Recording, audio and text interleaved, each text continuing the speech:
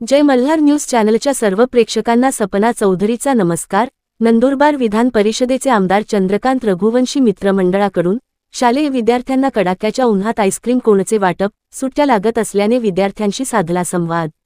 नंदुरबार शहरासह जिल्हाभरात गेल्या काही दिवसांपासून सुरू असलेल्या परीक्षांच्या धावपळीतून सुटका होत असतानाच शहरातील चिमुकल्यांसाठी शनिवारचा दिवस आनंदाची पर्वणी घेऊन आला।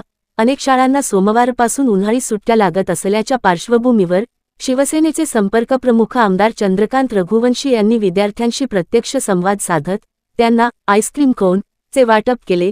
यावेळी उन्हाच्या कडाक्यात आईस्क्रीमचा गोडवा मिळाल्याने विद्यार्थ्यांच्या चेहऱ्यावर आनंद पाहायला मिळाला।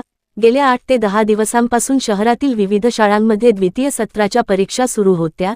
या परीक्षा संपल्यानंतर आता बहुतांश शाळांना उन्हाळी सुट्ट्या जाहीर झाल्या आहेत।